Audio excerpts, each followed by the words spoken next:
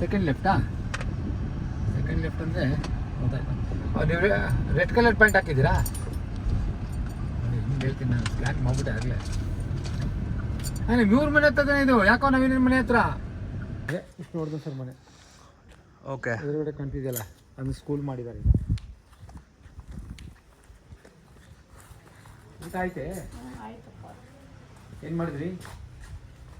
ದೋಸೆ. ಅದಕ್ಕೆ ಏನು ಕೊಟ್ಟರೆ ಆಸೆ.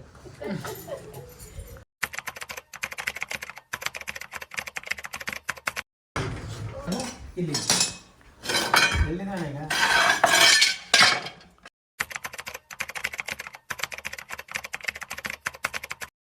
ಸಿಕ್ಕು ಹೋಲಿದ್ರು ಸಾಕು, ನುಗ್ಕೊಂಡು ಹೊಟ್ಟೋಗುತ್ತೆ. ತಲೆ ನುಗ್ಗಿದ್ರು ಸಾಕು, ನೆಲ್ಲ ಹೊಟ್ಟೋಗುತ್ತೆ. ಅದಕ್ಕೆ ಫ್ರೆಂಡ್ ತಲೆ ಒಂದು ನುಗ್ಬೇಕಷ್ಟೆ.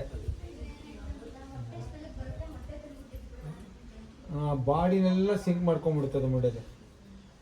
ಫುಡ್ ಏನಾದ್ರು ತಿಂದರೆ ಮಾತ್ರ ನುಗ್ಗಕ್ಕಾಗಲ್ಲ ಅಷ್ಟೇ. ಇಲ್ಲ ಬಿಡಿ, ಇಲ್ಲ ಬಿಡಿ. ಆ ಕಡೆಯಿಂದ ಏನನ್ನ ಹೋಗಿರ್ಬೋದು, ಹೋಗಿರುತ್ತೆ, ಕಾಂಪೌಂಡ್ ಹತ್ರ ಹೋಗಿರುತ್ತೆ. ಅಡ್ಡಗಳು ಬೇಜಾನಿದೆಯಲ್ಲ ಹೋಗೋಕ್ಕೆ.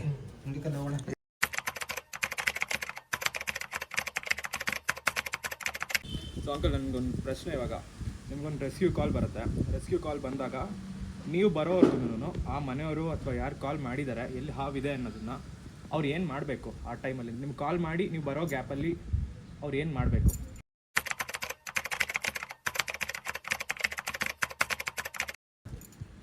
ನೋಡಿ, ನಮ್ಮನ್ನು ಅವರು ಹಾವಿಡಿ ರಕ್ಷಣೆ ಮಾಡೋಕ್ಕೆ ಕರೆಯೋದೇ ಅವ್ರ ಭಯಕ್ಕೆ. ಹೌದು, ಹಾವು ಅನ್ನೋದ್ರ ಮೇಲೆ ಭಯ ಇರಲಿಲ್ಲ ಅಂದರೆ ನಮ್ಗೆ ಯಾವುದು ಬೆಲೆನೇ ಇರ್ತಿರಲಿಲ್ಲ. ಅದ್ರಲ್ಲಿ ಭಯ ಇರೋದ್ರಿಂದ ನಮಗೆ ಕರೀತಾರೆ. ಸೊ ಕೆಲವ್ರಿಗೆ ಧೈರ್ಯ ಇರುತ್ತೆ, ಅವ್ರೇನು ಮಾಡ್ತಾರೆ, ಎಲ್ಲಿದೆ ಅಂದ್ಕೊಂಡು ಬಾಗಿಲು ತಗೊಂಡೋದ್ರೆ ನೋಡ್ಕೊತಾ ಇರ್ತಾರೆ. ಇವಾಗ ಈ ಕೇಸಲ್ಲಿ ಏನಾಯಿತು, ಇವ್ರ ಮನೆಯಲ್ಲ ಮಕ್ಕಳಿರೋದ್ರಿಂದ ಬಾಗಿಲು ತಗೊಂಡು ನೋಡ್ಕೊಳ್ಳಿ. ಯಾಕೆಂದರೆ ಎಲ್ಲಿ ಒಳಗೆ ಬಂದ್ಬಿಟ್ಟೆ ಕಷ್ಟ ಆಗುತ್ತೆ, ನೀವು ಬಾಗಿಲು ತಗೊಂಡು ನೋಡ್ಕೊಳ್ಳಿಲ್ಲ. ಇದೇ ಇವ್ರ ಮೇಲೆ ಒಂದ್ಸಲಿ ಹಾವು ಹಿಡ್ದಿದೆ. ಈ ಮನೇಲಿ ಒಳ ಎಲ್ಲ ಹಿಡ್ದಿದ್ದಲ್ಲ ನಿಮ್ಮ ಮನೇಲಿ? ಅವ್ನು ಕೇಳಿ ಈ ಮನೇನೂ ಆ ಮನೇಲಿ ಹಿಡ್ದಿದ್ದೆ. ಆವಾಗ ಬರೋದು 1 ಗಂಟೆ ಲೇಟ್ ಆಯಿತು, ಕಾಯ್ತಾ ಕೂತಿದ್ದು. ಯಾಕಂದರೆ ಸ್ಟೇರ್ ಕೇಸ್ ಕೆಳಗಡೆ ಇತ್ತು, ಸ್ಟೇರ್ ಕೇಸ್ ಕೆಳಗಡೆ. ಸೊ ಆ ಥರ ಏನಾಗುತ್ತೆ, ಇವ್ರಿಗೆ ಭಯ ಇರೋದ್ರಿಂದ ಏನು ಮಾಡ್ತಾರೆ, ಇವರಾದರೂ ಸರಿ ಅಟ್ಲೀಸ್ಟ್ ಎಲ್ಲರೂ ಓಡಾಡ್ತಿದ್ರು. ಕೆಲವ್ರು ಬಂದು ಏನಾಗುತ್ತೆ, ಹಾವು ನೋಡಿದ ತಕ್ಷಣ ಒಳಗಡೆ ಹೋಗಿ ಬಾಲ್ ಹಾಕೊಂಡ್ಬಿಟ್ಟು ಮಾಡಿ ಮೇಲೆ ಎತ್ಬಿಟ್ಟು ಫೋನ್ ಮಾಡ್ತಾರೆ, ನಮ್ಮವ್ರು ಹಾವು ಬಂದುಬಿಟ್ಟಿದೆ ಬನ್ನಿ. ಎಲ್ಲಿದ್ರೆ ಮೇಡಮ್? ಹೊರಗಡೆ ಬಂದು ನಿಂತ್ಕೊಂಡು ನೋಡ್ಕೋಬೇಕು ಅಂದಾಗ ಏನೂ ಮಾಡೋಕ್ಕಾಗಲ್ಲ, ಭಯ ಇದೆ ಬನ್ನಿ ಅಂತ ಹುಡುಕಿದ್ರೆ ಸಿಗಲ್ಲ. ಯಾವುದೇ ಹಾವು ಬಂದರೂ ಪ್ರಪಂಚದಲ್ಲಿ ಅತಿ ಅಂಜುಬುರ್ಕ ಪ್ರಾಣಿ ಹಾವು. ನೀವು ಅದೆಲ್ಲೋಗಿ ಸೇರಿಕೊಡುತ್ತೆ, ಫ್ಲವರ್ ಪಾಟಿಂದ, ವಾಷಿಂಗ್ ಮಿಷಿನಿಂದ, ಸಿಲಿಂಡರಿಂದ. ನಾವು ಬರೋ ತನಕ ಅದು ಅಬ್ಸರ್ವ್ ಮಾಡ್ತಾ ಇರ್ತೀವಿ ಎಲ್ಲಿ ಹೋಗುತ್ತೆ ಏನಂತ. ಸಪೋಸ್ ತಲೆಗಿಲೆ ಹೊರಗಡೆ ಹಾಕುತ್ತಲ್ಲ, ಅವು ನೀವು ಒಂದು ಮೂಮೆಂಟಿಗೆ ಕೊಡಬೇಕು. ಯಾಕೆ ನಮ್ಮ ಬಾಡಿ ಆಬ್ಜೆಕ್ಟ್ ಇರೋದ್ರಿಂದ ಅದು ಹೆದರ್ಕೊಂಡು ಹೊರಗಡೆ ಹೋಗ್ತೀವಿ.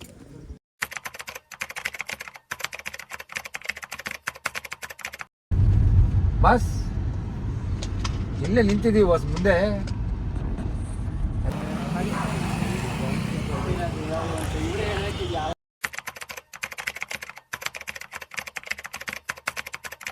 ಒಂದು ಕರೆ ಬಂತು, ಒಂದು ಹಾವಿದೆ ಅಂತ. ಇದು ಆಫೀಸ್ ಟೇಬಲ್ ಕೆಳಗಡೆ ಬಂದು ಸೇರ್ಕೊಂಡಿತ್ತು. ಇದ್ರ ಹೆಸರು ಬ್ರಾನ್ಸ್ ಬ್ಯಾಕ್ ಟ್ರೀ ಸ್ನೇಕ್ ಅಂತ. ಕನ್ನಡದಲ್ಲಿ ಬಿಲ್ಲುಹುರಿ ಹಾವು ಅಥವಾ ಸುರಂಬಾಂಡ್ ಹಾವು ಅಂತ ಕರಿತೀವಿ. ಈ ಹಾವಿಗೆ ವಿಷ ಇಲ್ಲ, ಇದು ಹಲ್ಲಿಗಳನ್ನ ತಿನ್ನಕ್ಕೆ ಬರುತ್ತೆ. ಜೊತೆಗೆ ಇವತ್ತು ಟೆಂಪರೇಚರ್ ತುಂಬ ಜಾಸ್ತಿ ಇರೋದ್ರಿಂದ ಇದಕ್ಕೆ ತಣ್ಣಗಿರೋ ಜಾಗ ಬೇಕು. ಈ ಸಮಯದಲ್ಲಿ ಇದು ತಣ್ಣಗಿರೋ ಜಾಗಕ್ಕೆ ಬಂದು ಸೇರಿಕೊಳ್ಳುತ್ತೆ. It's a non venomous snake, ವಿಷ ಇಲ್ಲ ಇದಕ್ಕೆ. ಬ್ರಾನ್ಸ್ ಬ್ಯಾಕ್ ಟ್ರೀ ಸ್ನೇಕ್ ಅಂತ. ಇದ್ರ ಮೇಲೆ ಒಂದು ಹಳ್ಳಿ ಜನ ತಪ್ಪು ಕಲ್ಪನೆ ಹೇಳ್ತಾರೆ. ಏನಂದರೆ, ಈ ಹಾವು ಕಚ್ಚಿಬಿಡುತ್ತಂತೆ, ಕಚ್ಚಿದ ತಕ್ಷಣ ಅವ್ನು ಸತ್ತೋಗ್ತಾನಂತೆ. ಸತ್ತೋದ ಮೇಲೆ ಅವನ್ನ ತೊಗೊಂಡೋಗಿ ಸ್ಮಶಾನಕ್ಕೆ ಊತಾಕುವಾಗ ಇದೋಗಿ ಮರದ ಮೇಲೆ ಕೂತಿರುತ್ತಂತೆ. ಅವನ ಹೆಣ ಎಲ್ಲ ಊತಾಕಿದ್ಮೇಲೆ ವಾಪಸ್ ಬರುತ್ತಂತೆ. ಬರೀ ತಪ್ಪು ಅಜ್ಜಿ ಹೇಳಿದ ಕಥೆಗಳು ಹೇಳ್ತಾರೆ. ಅದಕ್ಕೂ ಇದಕ್ಕೆ ಸಂಬಂಧ ಇಲ್ಲ. ಈ ಹಾವಿಗೆ ವಿಷ ಇಲ್ಲ. ಈ ಹಾವು ಯಾಕೆ ಟ್ರೀ ಸ್ನೇಕ್ ಮನೆ ಒಳಗೆ ಬರುತ್ತೆ ಅಂತ ಸಮ್ಮರ್ ಸೀಸನಲ್ಲಿ ಇಷ್ಟೇ. Bronze back tree snake, green vine cat snake ಮತ್ತು flying snake. Ordinary flying snake ಯಾಕೆ ಮನೆಗೆ ಬರ್ತೀವಿ ಬೇಸಿಗೆ ಕಾಲದಲ್ಲಿ ಅಂದರೆ, ಬೇಸಿಗೆ ಕಾಲದಲ್ಲಿ ಎಲೆಗಳೆಲ್ಲ ಉದುರೋಗಿರುತ್ತೆ, ಅದಕ್ಕೆ ಔಸ್ಕೊಳ್ಳೋಕೆ ಜಾಗ ಇರಲ್ಲ, ತಣ್ಣಗಿರೋ ಜಾಗ ಇರಲ್ಲ. ಆದ್ದರಿಂದ ಅದು ಮನೆ ಒಳಗಡೆ ಬರುತ್ತೆ, ತಣ್ಣಗಿರೋ ಜಾಗ ಬರುತ್ತೆ. Okay, S.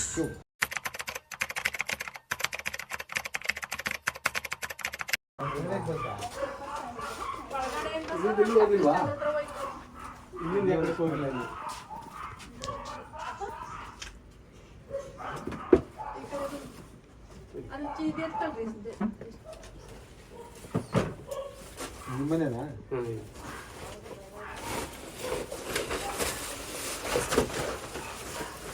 ಸೈಡ್ ಸೂರ್ಯ ಹೊರಗಡೆ ಬಿಡ್ಬೇಡಿ ಅಂತ ಸೂರ್ಯ ಕೊಡ್ಬೇಕು.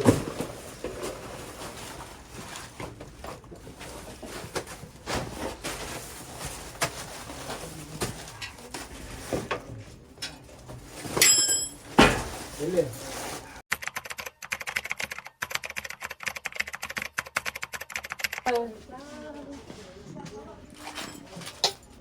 ತಗೋ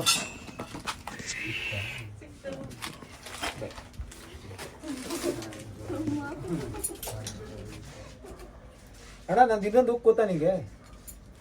ಇದೆ ಇದು ಇವನ್ನ ಕೇಳಿದೆ ಎಲ್ಲಿಂದ ಬಂದು ಉಕ್ಕು ಅಂತ. ಇದು ಬಣ್ಣಾಡೋದು.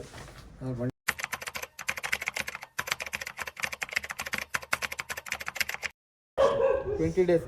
ಈಗ ಒಂದು ಮರಿ ಬಂದಿದೆ ಅಂದರೆ ಮಿನಿಮಮ್ ಒಂದು 15-20 ಮರಿ ಇರುತ್ತೆ. ಅದಕ್ಕೆ ಅಳ್ಬೇಡ ತಾಯಿ, ಏನು ಮಾಡೋ ಮೇಡಮ್ ಏನು ಹೇಳ್ತಾರೆ ಅಂತ. ಯಾವ ಹಾವು ಬಂದು ಎಷ್ಟು ಭಯ ಆಗುತ್ತೆ ಅಂತ ಜನ ಗೊತ್ತಾಗಬಾರ್ದು.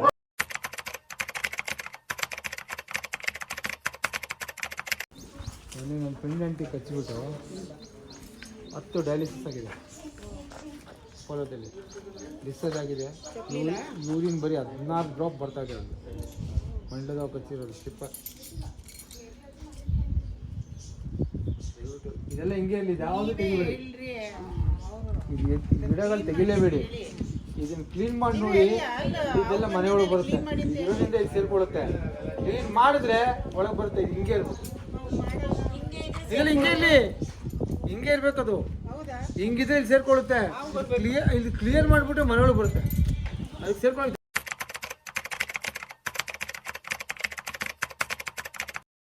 ಎಸ್, ಒಂದು ಕೋಬ್ರಾ ಮರಿ, ಒಂದು 15 ದಿನದ ಮರಿ. ಸೊ ಅಲ್ಲಿ ತುಂಬಾ ಜನ ಇದ್ದಿದ್ರಿಂದ ಕೋಬ್ರಾ ಬಗ್ಗೆ ಮಾತಾಡೋಕ್ಕಾಗಿಲ್ಲ. ಅಂಕಲ್, ಅದ್ರದ್ದು ಏನು ಕೋಬ್ರಾ ರೆಸ್ಕ್ಯೂ ಏನು ಮಾಡಿದ್ವಿ, ಅದು ಕೋಬ್ರಾ ಬಗ್ಗೆ ಹೇಳ್ಬೋದಾ? ಈಗ ಎಲ್ಲ ಮರಿಗಳು ಈಚೆ ಬರೋ ಸಮಯ. ಈಗ ನನಗೆ ಜಾಸ್ತಿ ಸಿಗ್ತಿರೋದು ನಾಗರಾವ್ ಮರಿಗಳು. ಇಲ್ಲಿ ತನಕ ಒಂದು 60-65 ಮರಿ ಸಿಕ್ಕಿದೆ. ಮಂಡ್ಯದವುಗಳು 45 ಸಿಕ್ಕಿದೆ. ಟ್ರಿಂಕೆಟ್ ಮರಿಗಳು ಒಂದು 15-20 ಸಿಕ್ಕಿದೆ. ಈಗ ಮರಿಗಳು ಈಚೆ ಬರೋ ಸಮಯ. ನಾನು ಹೇಳೋದಿಷ್ಟೇ, ಮರಿಗಳು ಬಂದು ನಿಮ್ಮ ಶೂ ಬಾಕ್ಸು ಅಲ್ಲಿ ಇಲ್ಲಿ ಸೇರ್ಕೊಳ್ಬೇಕಾದ್ರೆ ಹಲ್ಲಿ ತಿನ್ನಕ್ಕೆ ಬರುತ್ತೆ. ನೀವು ಶೂ ಹಾಕೋಬೇಕಾದ್ರೆ, ಬಟ್ಟೆ ತೆಗಿಬೇಕಾದ್ರೆ, ಕಾರ್ಪೆಟ್ ತೆಗಿಬೇಕಾದ್ರೆ, ಆಮೇಲೆ ಸಿಲಿಂಡ್ರ್ ಕೆಳಗಡೆ ಸೇರಿಕೊಳ್ಳುತ್ತೆ. ಭಾಳ ಹುಷಾರಾಗಿರಬೇಕು. ಏಕೆಂದರೆ ಮರಿಗಳು ಎಲ್ಲಿ ಸೇರಿಕೊಳ್ಳುತ್ತೆ ಗೊತ್ತಿಲ್ಲ. ಜೊತೆಗೆ ಈಗ ನನಗೆ ತಿಳಿದ ಮಟ್ಟಿಗೆ ಕರ್ನಾಟಕದಲ್ಲಿ ಮಂಡಲ ಮರಿಗಳೇ ಕಚ್ಚಿ ಸುಮಾರು 15-20 ಜನ ಹಾಸ್ಪಿಟಲ್ಗಳು ಅಡ್ಮಿಟ್ ಆಗಿದ್ದಾರೆ. ತುಮಕೂರಲ್ಲಿ, ಕೋಲಾರಲ್ಲಿ, ಆಮೇಲೆ ಮೈಸೂರಲ್ಲೂ ಸುಮಾರು ಜನ ಅಡ್ಮಿಟ್ ಆಗಿದ್ದಾರೆ. ಇನ್ನೊಂದು ಹೇಳಬೇಕು ಅಂದರೆ, ಮೊನ್ನೆ ಕೋಲಾರಲ್ಲಿ ಒಂದು ಹೆಂಗಸು ಸೆಕೆ ಅಂತ ಹೊರಗಡೆ ಮಲಗಿದ್ದಾಳೆ. ಅವಳು ಬ್ಲೌಸ್ ಒಳಗಡೆ ಒಂದು ಕಟ್ಟಾವು ಕ್ರೇಟ್ ಹೋಗಿ ಸೇರಿಕೊಂಡಿದೆ. ಅವಳು ಏನೋ ಹೋಗ್ತಿದ್ದು ಎದೆ ಒಂದು ಹೊಡ್ಕೊಂಡಿದ್ದಾಳೆ. ಅವಳು ಎದೆ ಕಚ್ಚಿಬಿಟ್ಟಿದೆ. ಅವಳು ಕೋಲಾರ ಹಾಸ್ಪಿಟಲ್ ಅಡ್ಮಿಟ್ ಆಗಿದ್ದು, ಕೋಮಾಲಿದ್ದು. ಇವಾಗ ಆ ಹೆಂಗಸು ಕೋಮಾಯಿಂದ ಈಚೆ ಬಂದಿದ್ದಾರೆ. ಸೊ ನಾನು ಹೇಳ್ಕೊಳ್ಳಿಷ್ಟೇ, ಸೆಕೆ ಅಂತ ಹೊರಗಡೆ ಮಲ್ಕೋಬೇಕಾದ್ರೆ ಬಹಳ ಹುಷಾರಾಗಿರಿ. ಏಕೆಂದರೆ ಯಾವ ಟೈಮಲ್ಲಿ ಹಾವುಗಳು ಬಂದು ನಿಮ್ಮ ಪಕ್ಕ ಮಲ್ಕೊಳ್ಳುತ್ತೆ ಗೊತ್ತಾಗಲ್ಲ.